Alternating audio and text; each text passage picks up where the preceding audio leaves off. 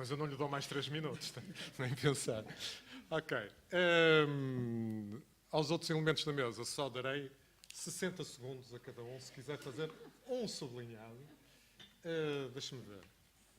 Mais ou menos 60 segundos.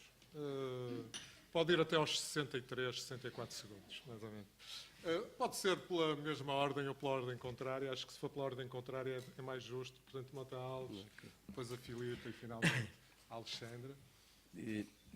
Mesmo rapidamente, é o seguinte, eu penso que levanta-se uma questão que foi a doutora Isabel Pardal sobre a importância das ADLs. De facto, eu não tenho dúvida nenhuma, e os territórios, todos os territórios, sejam eles rurais ou não, ganharam imenso, principalmente depois dos inícios dos anos 80, da década de 80, com o aparecimento das associações de desenvolvimento local.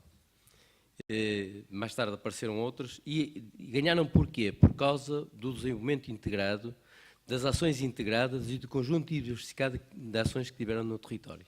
E portanto, esta planificação que tiveram que fazer conjuntamente com a sociedade civil permitiu criar dinâmicas territoriais extremamente interessantes, pelo conhecimento e a participação ativa, dinâmicas territoriais extremamente interessantes, que não devem ser desperdiçadas, e penso que os governos deste país têm que começar a olhar para as associações de desenvolvimento local de forma diferente daquela que têm olhado até hoje. Muito obrigado. Muito obrigada. Filipa? Estão a tirar tempo à Filipa. Atenção. Só duas notas breves. Eu gostava de, não sei se pode ou não, levantar depois da minha intervenção a questão de se o e-learning será para toda a gente ou não. Eu não podia focar aqui muito no que é que está a ser feito e nos aspectos de metodologia pedagógica, não é? Mas posso dizer que existem recursos desde coisas praticamente sem texto para ensinar a operar uma máquina até aplicações em mobile learning, que para o meu telefone não dá, que é muito arcaico, mas para os telefones que se faz assim com o dedo, e onde as pessoas podem aprender coisas muito mais sofisticadas e ouvir as palestras dos professores de Harvard. Portanto, não é uma ferramenta.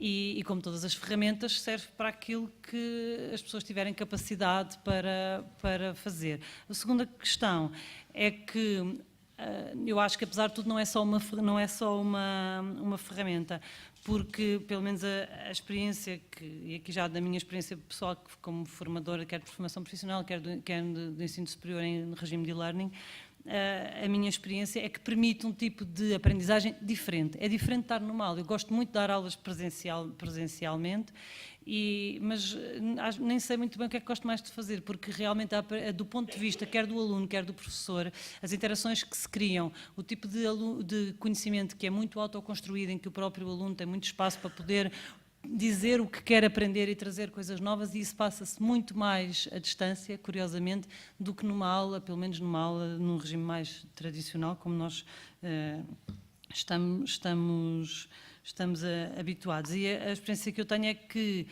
embora haja também desistências, como há no ensino presencial, é normalmente a experiência do e-learning, quando é levada do princípio ao fim, quer por parte dos alunos, quer por parte dos professores, é uma coisa muito intensa, e que no fim, tal como alguém dizia agora na plateia, é muito recompensadora. E portanto eu acho que a primeira parte estávamos aqui a falar do índice de felicidade, não é? Aquele livro também da geografia da felicidade. Eu acho que aprender é uma coisa que nos faz sempre mais felizes, não é?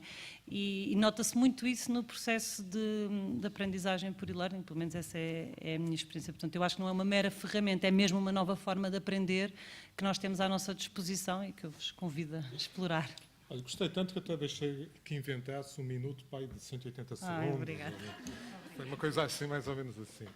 Alexandra.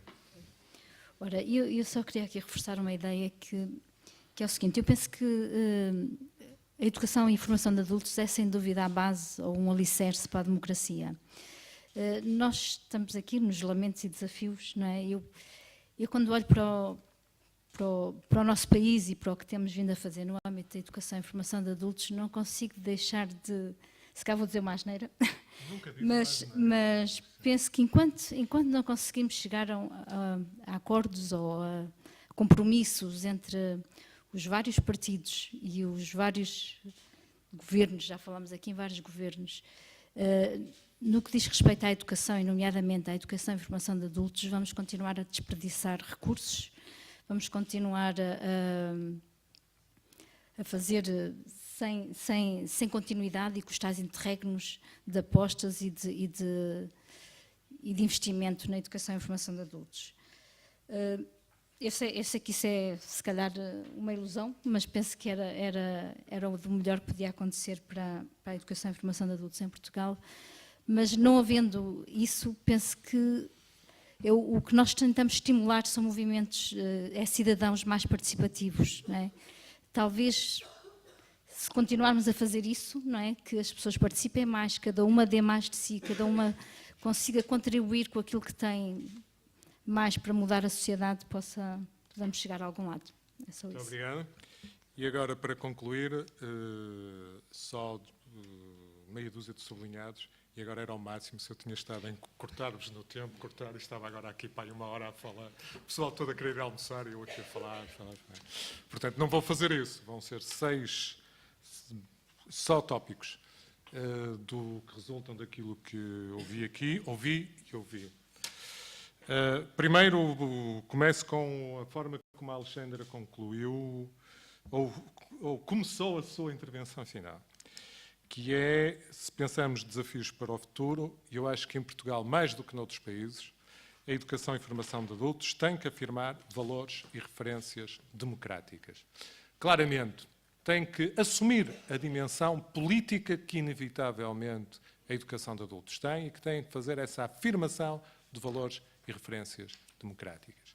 Isto, porque é que eu digo especialmente em Portugal? Porque somos um país com uma tradição débil na educação de adultos e, portanto, em que este lastro, digamos, de referência democrática não está consolidado e é absolutamente decisivo. Ninguém se iluda que a intermitência, digamos, política também resulta, de facto, desta pouca consistência em termos de referências na educação de adultos.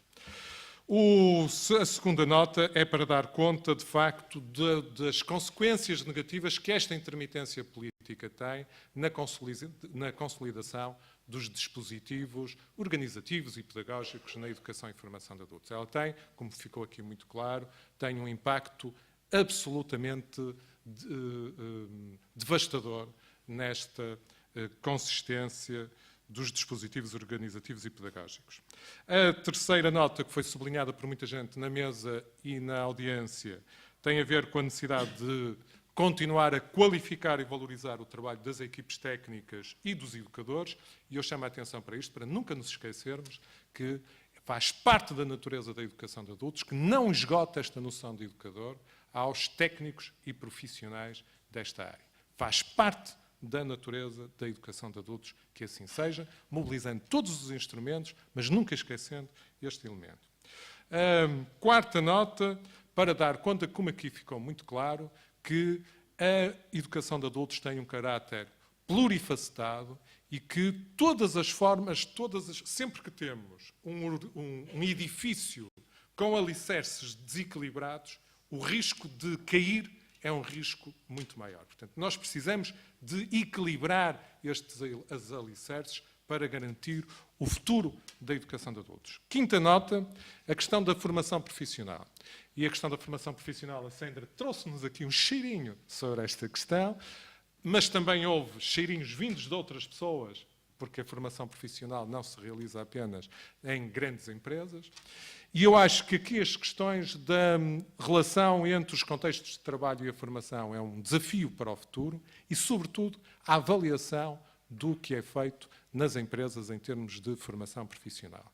Há quase que uma tendência que me parece desastrosa também de pensar que tudo tem que ser avaliado na educação e formação de adultos, mas parece que as empresas, essas se encarregarão de fazer a coisa como deve ser. É um bocado esta noção de que as empresas se fazem bem. Ora, eu não estou nada convencido disso e, portanto, eu acho que esta reflexão implica também pensar um modo de avaliar os processos sobretudo quando elas estão suportadas em financiamentos públicos, evidentemente. Estou a pensar, sobretudo, quando estão alicerçadas em financiamentos públicos. Sexta nota. As questões da formação à distância, que aqui foram trazidas e que me parecem decisivas, colocam imensos desafios e não podemos subestimar a questão, bem colocada, aliás, a questão de que temos cada vez mais adultos que dispõem destas ferramentas e do acesso a estas ferramentas e, aliás, o trabalho que realizamos na educação e formação de adultos na última década contribuiu decisivamente para que isso acontecesse. Sétimo desafio, dava pano para mangas, a questão, eram 6 só? Eram.